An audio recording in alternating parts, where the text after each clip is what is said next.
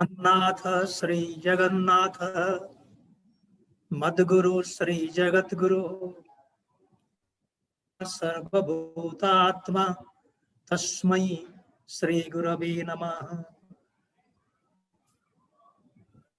Beloved Gurudev is the sun sign of our life. Beloved Gurudev is the sunrise of wisdom within. Let us pray and bow to beloved Gurudev, all masters of the lineage and masters of the world religions of all times and places, and master of the creation. I bow to all of you, remembering the presence of divinity. The world is a beautiful platform where the drama of 5 elements takes place, guided by the law of karma. After a delightful moment of prayer and songs, and very fortunately, after having listened to the sweet and melodious prayer of Sri Guruji, I sometimes feel how blessed are we,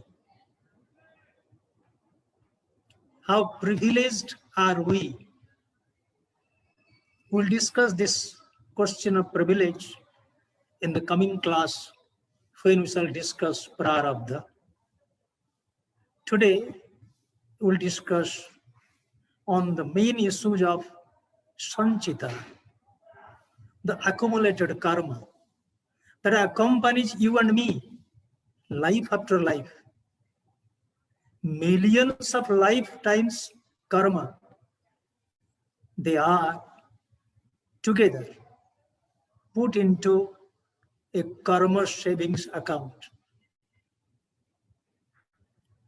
Let us remember how we save in our times in the present world.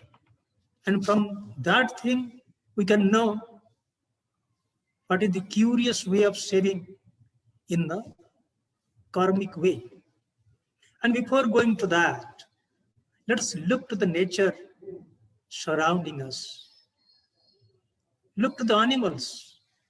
Look to the birds. Do they have any passion, desire, curiosity for saving? They don't save even the food. They don't think for the tomorrow. Their life begins with sunrise and the daily life ends with sunset.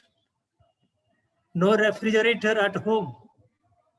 No boxes for store of cereals or rice, wheat and grains.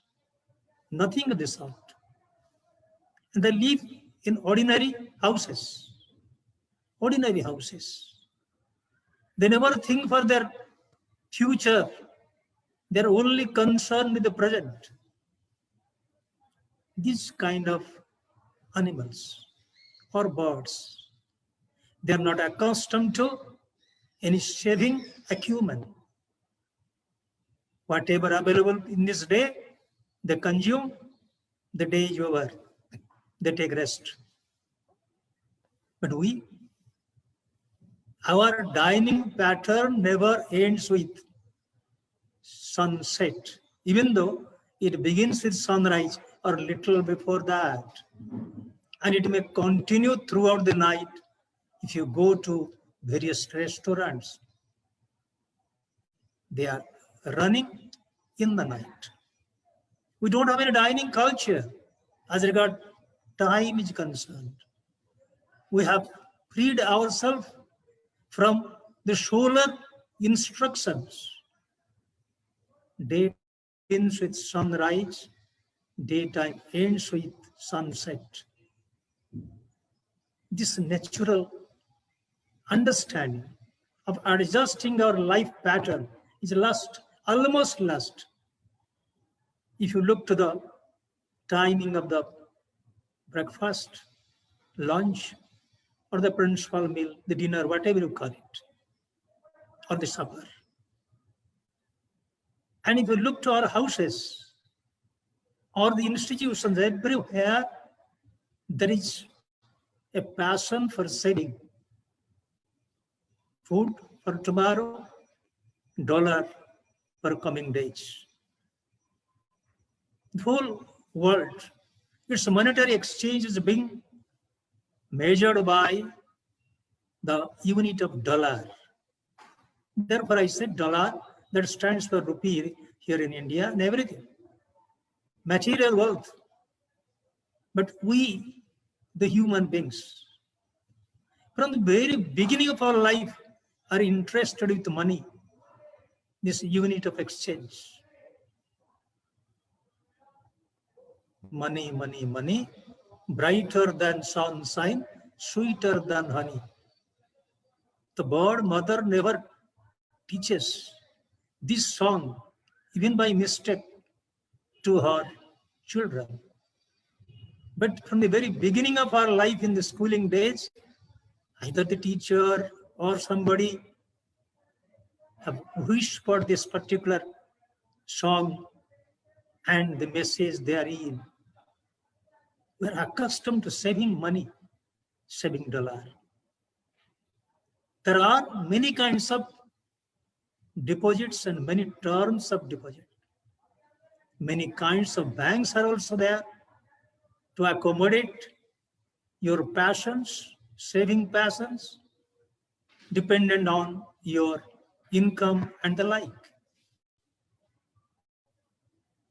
And here, investment is also allowed in agriculture, in trade, commerce, in many areas through purchase of bonds. Government and bigger institutions can gather money from us. And also willingly we can invest on the stock markets, various kinds of designated funds. And we cannot still pacify our mind. We still search for newer avenues for investment of wealth. If you only think of how to invest more so that it will be enduring and everlasting and shall be available to our children, great-grandchildren, and their great-grandchildren. There is a story. A very rich man in the world one day called his attorney and the chartered accountant. And over the breakfast table, he suggested the two. I want a scheme as to how I can deposit money, my wealth, so that children from 7 generations to come in my family shall never face starvation or poverty of any kind. The two smiled, but they didn't offend the gentleman. They asked, can you just remember the name of your great-grandfather? No, I can. Okay, I can remember the name of my grandfather. Oh, I can have to strain my memory. Okay, now I can remember. Can I go beyond? I mean, pastwards? Father of your great-grandfather and the like? How long you can go and how far you can go? No, I cannot go beyond my great-grandfather. Then why you are interested? For the 7th generation to come. They would never remember you beyond 3 generations. Why are you interested? If they will be good, if they will be wise, they will be capable, what the use of saving funds for them? How much money you inherited from your father?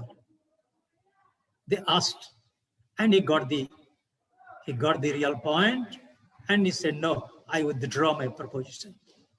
I need not. Then he asked them, what shall I do with so much of surplus money, idle money? I can't spend them. We'll give you the ideas tomorrow as to how you can spend your money and die with a sense of satisfaction. And the next day, they also suggested various ways of philanthropy, charity, assistance, and the like. So the story suggests to be madly worried, obsessed with saving is not at all human, not at all good. It may cause problem. For a householder's life, for a nation's life, some amount of saving is necessary because dollar or money or wealth, they are the fuel that will run the machine that is called the nation, the machine that is called the family. We need them, but not beyond a point of necessity. Beyond, not a point of necessity. We have to think of it. How much we can spend, how much we can save, and where to save. If you think of the modern days, I think from the Second World War, from the closure of the Second World War, depositing black money at black institutions at different places has become a go for the big personalities. I mean, men in power, men in industry and the like. In our country, in India, for example, many rich men having enough of wealth, they still want to plunder from the financial institutes, banks, and want to deposit them at some unknown places. Black money, meaning which cannot come under your income tax returns, which you don't mention while filing the annual income tax return. And also money laundering is also there in the world. These are not good karma. Saving is not a bad karma, not a bad action. Saving within the limits is welcome. But when you spend a legitimate way, you spend and save in a legitimate way, that is good. But when we spend very lavishly and deposit at different banks and unknown banks unwisely, that is a criminal function, that is a bad function, inviting some kinds of punishment in the later life or even the current life. Deposits, normal and abnormal deposits. We'll talk of the spiritual deposits at the closure of the discussion. So, the law of karma is to be understood from two important aspects. Kriyamana I have already talked of, then Sanchita and Prarabdha. Three are interrelated. One understands Kriyamana, the continuing functions, continuing actions. One can understand Sanchita and very wonderfully. Any work that we do through the help of the body, the physique, through the mind, the mental situation, the intellect, and through our expression, through words, verbal activity, we earn many karmas. And all such karmas cannot be experienced or enjoyed or consumed in the current life. As such, those unconsumed stuff of karma are automatically transported to the karma savings account. Millions of lifetimes karma. And every life we are increasing the quantity of the karma in the storehouse. And unless the go down of the karma is becoming clean, we are to continue in this planet and resorting to the vicious cycle of life and death, the life and death. Jatasya hi dhruvo mrityu. There is a continuous process, and one cannot avoid it, cannot escape it. It's the will. So what to do? So much of stock, neither I can decipher it, nor you can decipher it. As to how many, say, bodies you have taken in the past. A body means one life. One body degenerates, dies, one life is terminated. In another body, another life. Sharira Jatra. One body, then another body, then another body. So how many bodies we have taken in the course of this pilgrimage? And how many lives, karma, have been deposited in our store? This sanchita. It's a terrible process of accumulation. Unknowingly and knowingly, you and me, we are accumulating the quantity every day, day after day. Good karma and bad karma. Good karma brings, say, virtue, happiness, prosperity, good days, good times. And bad karma brings misfortune, tragedy, unhappiness, despair, discontentment, and the like. It's a process. Good karma versus bad karma. This earth is a battleground where we earn good karmas or bad karmas. Looking to the inevitability of conducting karma in our life, we cannot sit silently. We cannot, unless it is the higher stage of samadhi, where body doesn't function, mind doesn't function, intellect is silent, and everything is gone, and the consciousness is out. Ordinarily, we are having the bodies, we are having the minds, and we are continuing the process of committing ourselves to karma, action, and action, and action. So, how to think of it? Karmanne badhikaraste ma phaleshu kadachana. Yes, I want to do the karma. If I can change my lifestyle a little, revise my modus operandi of operation, working culture, I may escape the bondage of the karma.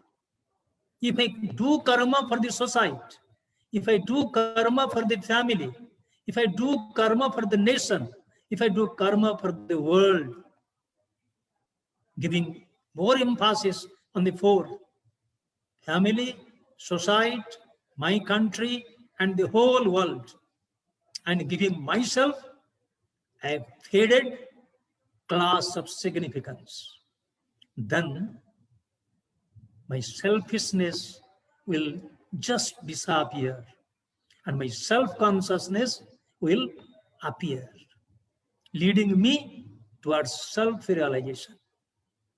So a sense of discrimination is necessary while conducting the karma, because that will be the deciding factor for enhancing or enriching sanchita, the accumulated storehouse. It's a big treasure.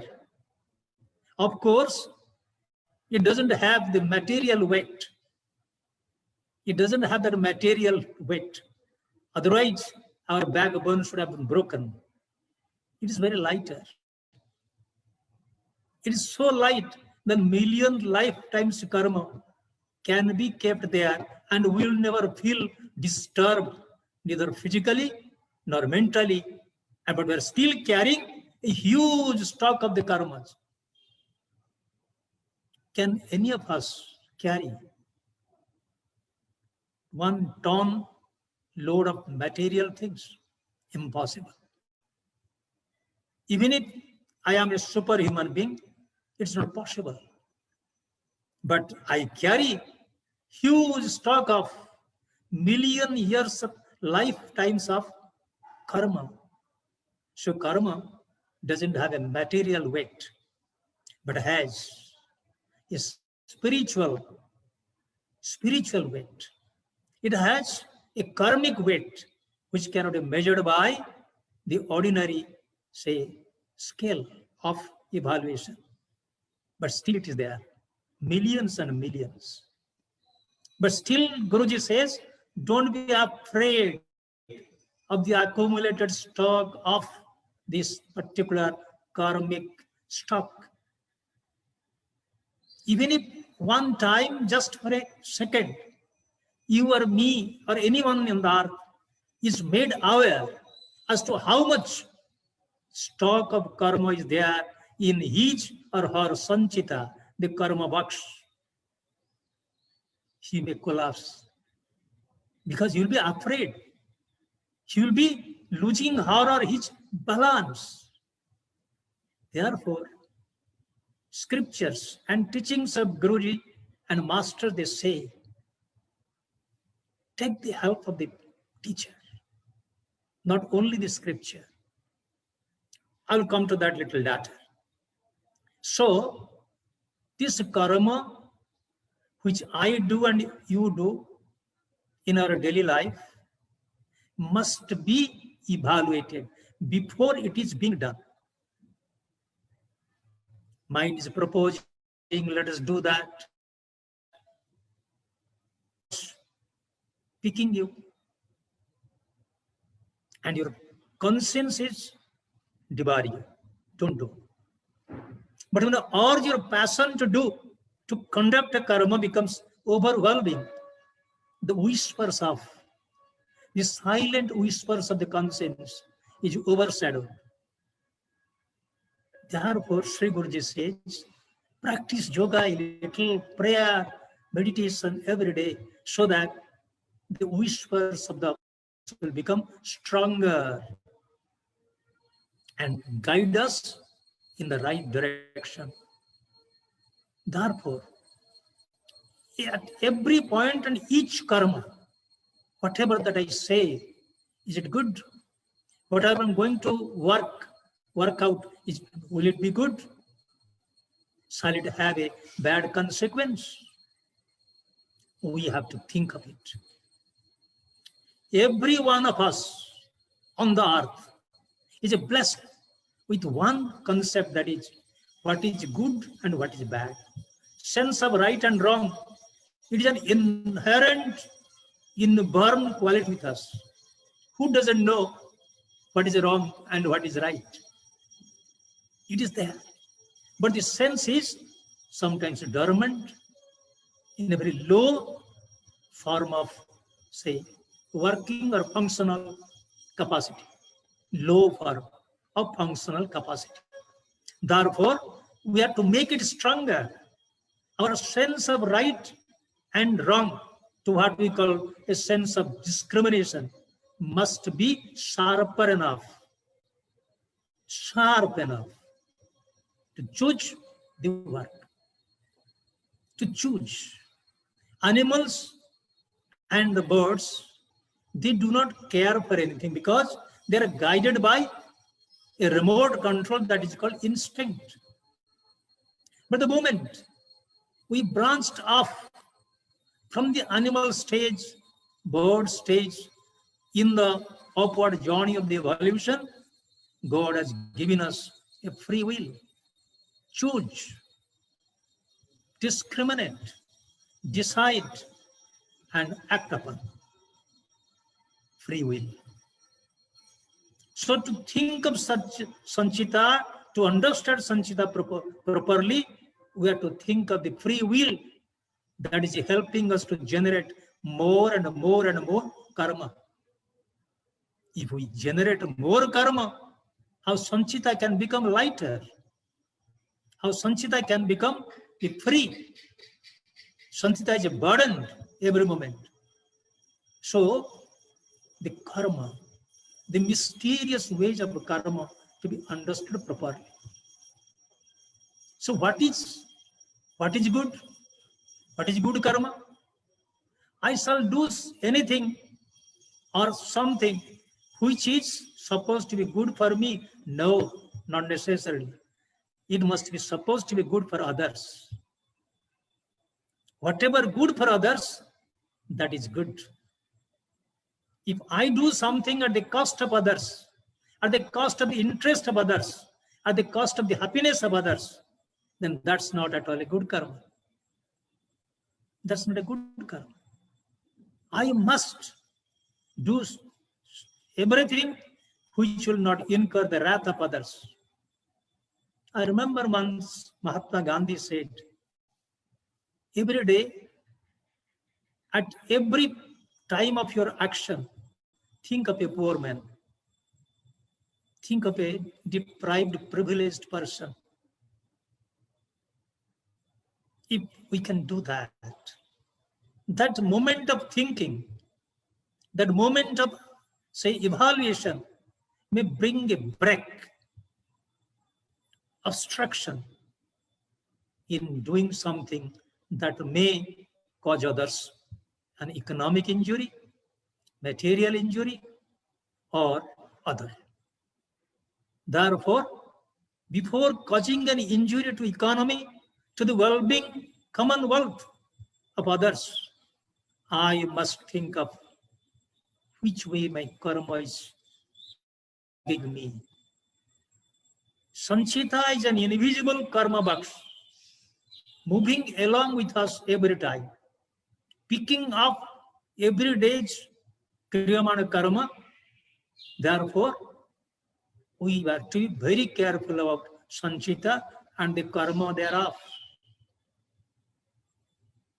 There is an old man, very, very old man, wrinkled body, wrinkled skin. Vision is almost gone by 80%. Backbone is bending. Body is severely severing. And such an old man planting a tree on the roadside. A ruler on the horseback was going on that way. He halted, got down from the horseback, asked the old man, "Hello, what are you doing?" "Mr. Old Man, what are you doing?" "I'm planting a sapling." "Why?" "I think you will never grow that longer to see the tree to have fruition. The tree will give fruits to my sons and grandsons. That's my aim. I am helping my future generation. I'm helping my society." That was the answer. A good karma. Not expecting anything from the karma itself. There are many good karmas which could be conducted through proper analysis, whether it is giving social benefit, whether it is giving national and international benefit. Okay, I'm not supposed to criticize any country. I'm not naming anybody. Where from the coronavirus came, still the question is puzzling people and the people's governments everywhere in the globe. Whether it came out of a laboratory or a research and development center, or came from that of the animals, or came from the hell, I don't bother. But if this coronavirus was created in a laboratory somewhere under government's patronage, and if that leaked deliberately, was allowed to spill over and did spread to various corners of the earth, causing millions to suffer and thousands to die, then this is a bad national work. It's a bad national karma. And those people, be it a scientist or a virologist, be it a staff member, be it the manager of the laboratory, and those who are distributing, the wholesale distributors of the coronavirus, they are doing bad karmas. And when it's spreading like a wildfire in a country, some greedy men are coming up to have a trade on the vaccinations, on the medicines, black marketing coming up. all these partners of black market are conducting bad karma. There's a question. Serial number 2, I think. Serial number, yes, 2. What are definitions of good and bad karmas? You can find out. Those, I'm putting in a hypothetical proposition. Those who have had their hand, had their assistance, had their brain, had their support for making the coronavirus and making it spread in the world are criminal, and their functions are bad, that cannot be good. Those have struggled and put their mind, their scientific knowledge, their laboratory research centers, their staff, everything, and the government putting money onto that, and they discovered the vaccination, how to resist it. They are doing good functions, good karma. Mother taking care of the child should be considered as the noblest function, a representative function of divinity. Good karma. Helping the poor, helping the needy. When there is a cyclone, so tsunami, phony cyclone in India, our Balighai ashram was subjected to what a tremendous, horrible cyclonic havoc, wrath of the cyclone. The next morning when I went to see Balighai, I was in tears. What has happened to my ashram? What has happened to our beautiful complex of beloved Gurudev? People came forward, gave their assistance with good mind, good intention, with a philanthropic divinity. And to a certain extent, sannyasis, brahmacharis staying there and others staying outside, and householders came forward in groups to rebuild Balighai under the direction of Sri Guruji. Every day he was taken care of like a loving father by a loving mother, how this reconstruction works are taking place. That is an example of good karma. Good karma, divine karma, selfless karma. Good karma, which is selfless, involving some sense of sacrifice, involving some sense of service for the common benefit, commonwealth, for the commonwealth. Balighai is a commonwealth for we, the Kriyavans. And what is bad karma?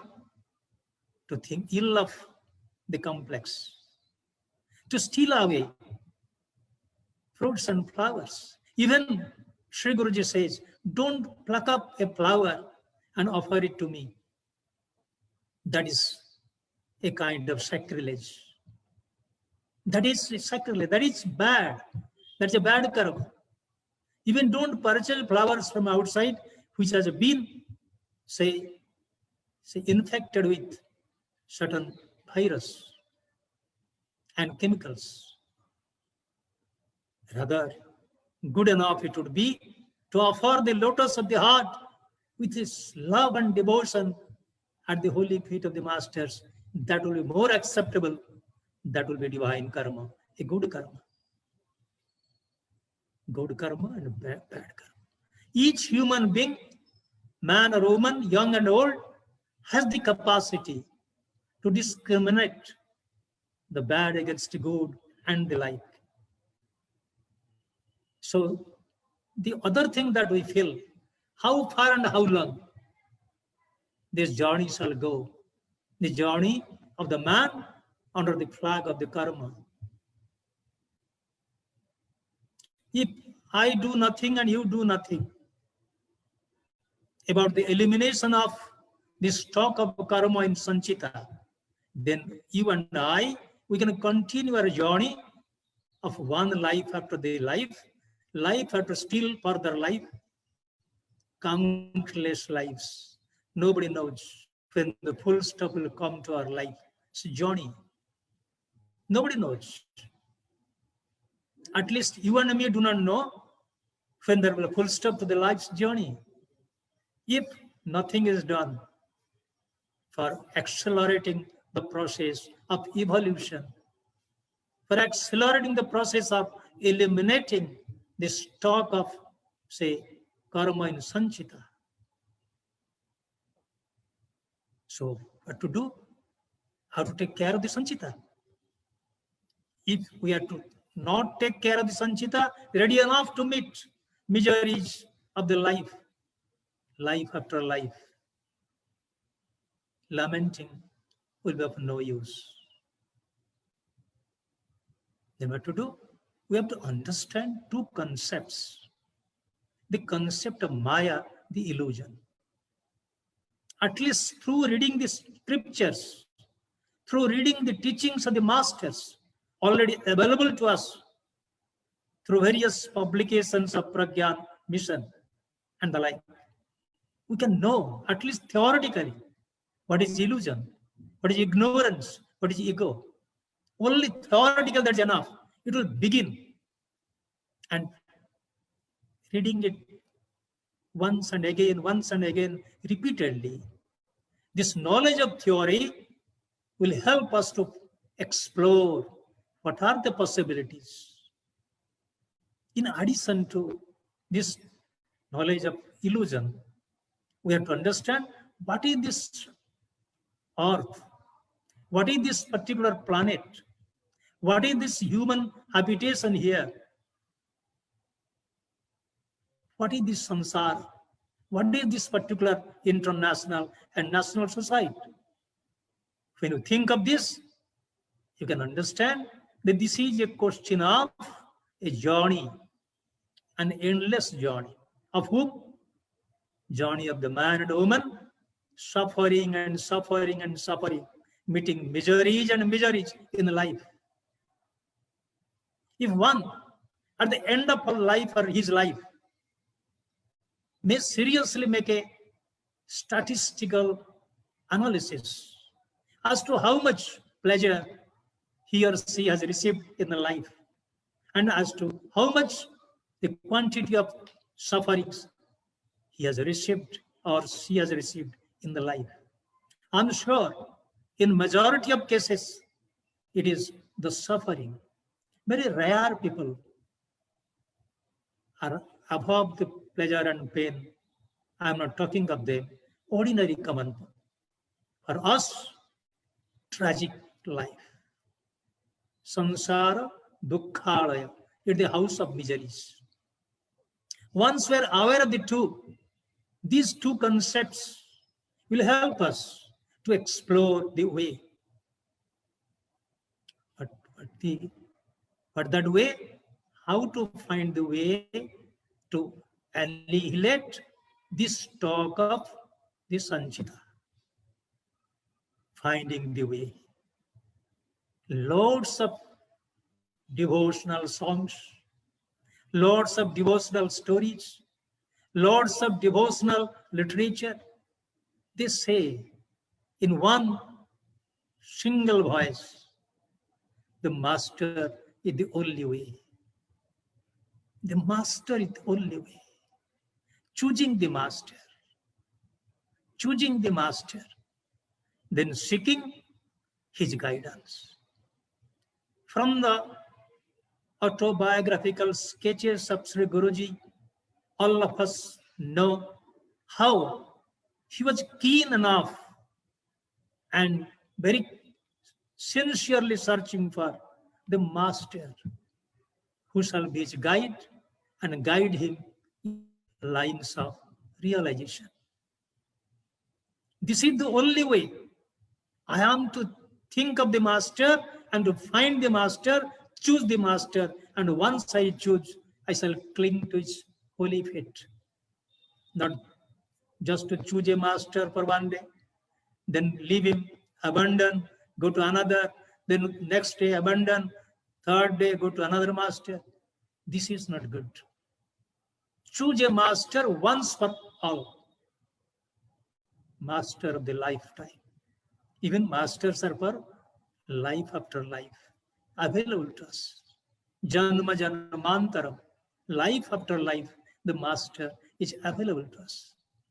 So to find the master, then what to do? Follow the master. The master tells us what to do. For various varieties of, say, disciples and devotees, varieties of treatment. Each one is a patient. Same medicine, same vaccination will not work. Depending on our quality of evolution, which the master can assess, the master can judge what is required of in individual cases.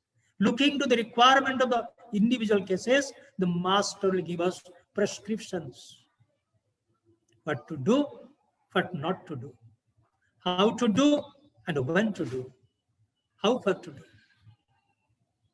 All masters in the world, they give something to the disciples, something to that of the devotees, in the form of a technique, in the form of teaching, in the form of various practices. And these are master's gift. And this, with the help of this master's gift, you and me are to continue the practice. Practitioner of love, practitioner of divinity, practitioner of annihilation of the karma in Sanchita, the karma box. Finding the way, choosing the master, now practicing the way. That is why whenever Sri Guruji sends a message, be it to ashramites or to the householder devotees, he concludes with one premise: meditate nicely. I am praying for you for your evolution. And during these last messages, he has given emphasis very clearly on the meditation. That the master is meditating for longer hours, and you, friends, meditate longer hours to get benefit of my, means master's meditation. It's an open challenge given by Sri Guruji to each one of us. We should have a keen competition of our practice of the past and practice of today and tomorrow. Little longer, little harder, little stronger meditation, so that we can grab, we can accrue more benefits, more merits of master's meditation. Longer hours of our meditation, they will be equivalent to a fraction of the meditation of the master. If you and me can get the benefit of a fraction of master's meditation, the way will open up. The door will open up to accelerate the process of annihilation of the karma that is in store of the Sanchita. Sri Guruji says, unless one gains self-realization, the chitta box, I mean all the impressions of karma that is in store in chitta akasa, cannot be annihilated. One, gaining self-realization annihilates everything. Chitta box become empty, completely empty. The fire of the self-knowledge, Brahma Jnana, self-knowledge. So the fire of the self-knowledge will burn into ashes the karma stuff that is in stock in Sanchita. There lies the magic. And self-realization cannot be bought from the market. It has to be earned. And self-realization cannot be earned without the help of the master. You might have heard that story, how Naren, who became subsequently Vivekananda, was given the sense and the touch of, say, samadhi by Sri Ramakrishna Paramahansa. But again, he locked up that process, telling Naren, no more samadhi for you now. Do service to the world as I suggest. Save the world, save the society, save the millions of ignorant, ego-laden human beings. Try to annihilate their miseries. And in proportion to that successful action or mission or whatever you say, you will be gaining self-realization. And that happened. Master passed away in Mahasamadhi. And he himself declared, I am renunciating the world. He declared. He became a monk by himself, by that power of self-realization that is given to him and was locked.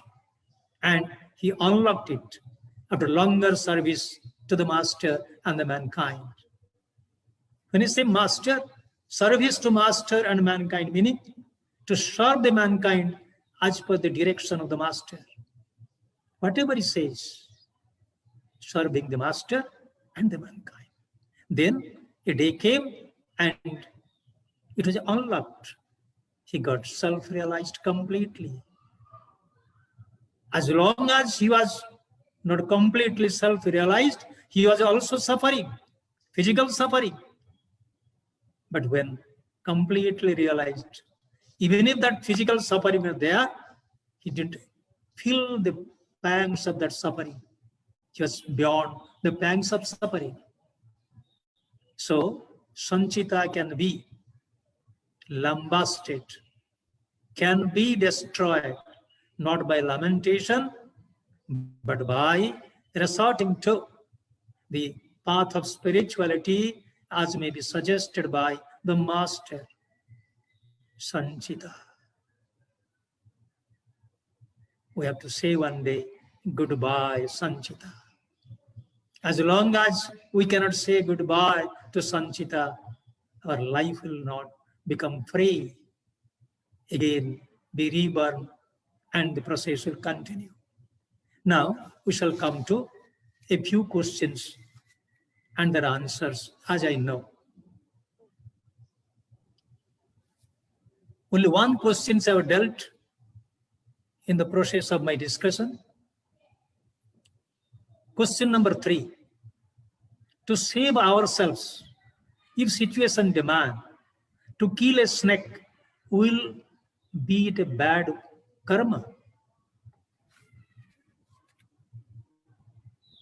Good question.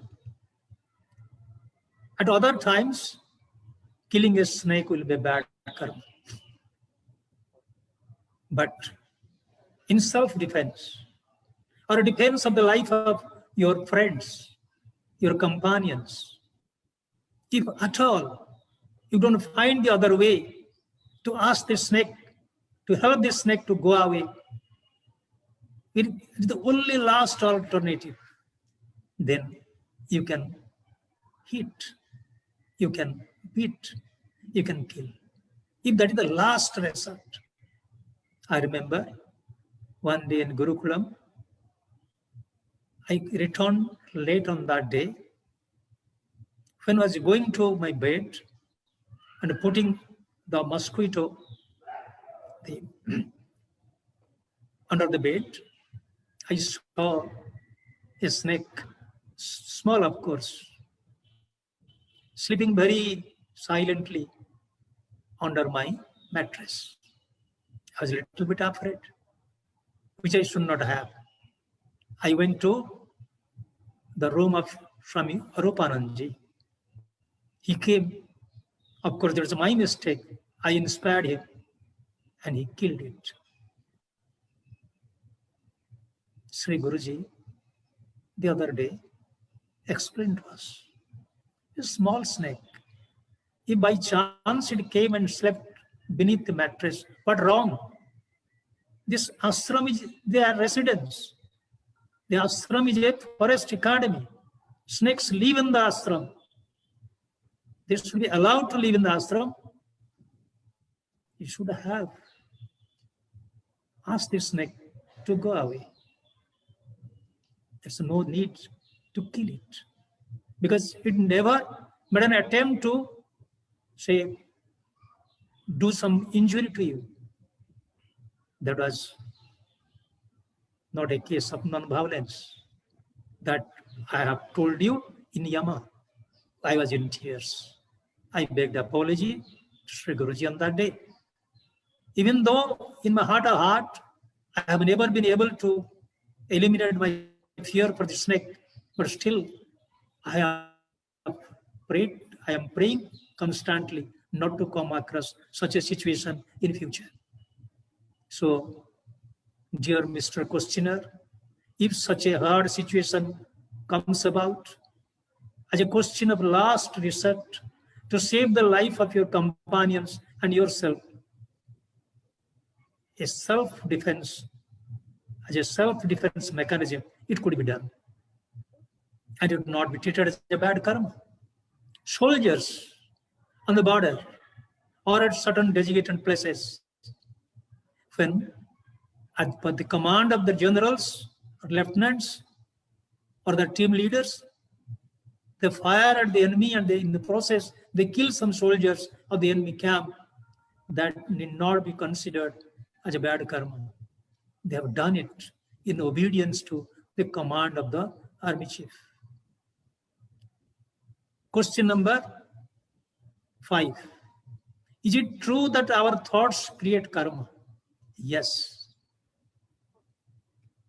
Sri Guruji has very clearly identified 3 important sources: Kayika, physical; Bachika, verbal; Manasika, the mental. Thought, that mental process, intellectual process. One thought of bad feeling against somebody or ill feeling against somebody may not help you or me to do bad karma. When repeatedly I think of that bad thought, repeatedly for some days, and try to plan out how to execute that bad thought in form of a bad action against that person who may be innocent. Even if he's not, I should not take the law onto my hands, because I'm not an animal. I'm not a tiger. I'm not a snake. I'm not a crocodile. I can't take law onto my hand. I belong to society. Society has a kind of investigation authority, a judicial authority. There, the law will help us. Due process of law. So, good work. Good thoughts lead to good works. Bad thoughts will lead to bad works. Many people thinking very badly for together bring about changes in their social life, in their personal habits, their attitudes, and they develop judgmental attitudes in the language of Sri Guruji. And such attitudes, because of the particular thoughts, may create problems in the arena of karma and its functions. To make ourselves free of bad karma, we should try to be careful about the process of thinking. That is why yoga, prayer and meditation, to purify the mind as a preliminary function, to purify the heart, emotions. When emotions are purified, the thoughts could be purified. Yoga is a cleansing process of the emotions and the thoughts. So, thoughts create karma, that is true. And if thoughts are beautiful, bad karma could not be created. Be sure of the fact. Once a karma is created, it would commence its journey automatically. You can't hinder its journey. You cannot resist. It's powerful. Karma, once done, it becomes powerful. It leads itself towards the chitta. None of us, no power on earth, can prevent the journey towards sanchita. Kriyamana must go, if not used in the current life. So, before committing a karma, we must be careful. Can God or Master save us from our bad karma? 10th question. I've chosen some questions from the list. The rest will be dealt with tomorrow. Can God or Masters save us from our bad karma? Surely. That is their business. That is their authority. It is not that they'll say, bad karma, go away from my disciple. No. In that way, he will never expel bad karma from our chittakas. But they will suggest good ways. They will give us a methodology, a technique, a system, a spiritual system of practice. And in proportion to our practice, we will be allowed some fraction of the chitta being annihilated, free from the chitta box, in proportion to the practice of yoga, in proportion to practice of prayer and meditation. The more I practice, the more I lose, say, more fractions of, more amounts of accumulated karma from the chitta kas to what we call the karma treasury. So, Master will definitely come to our rescue. Faith. We have to create a sense of faith in ourselves, to have a faith in the Master, and to have a faith in their ways, and to have a faith further to follow him. Let us be faithful to the Master. Follow the path, his path, faithfully, and will be successful tomorrow. Jai Guru, Jai Guru.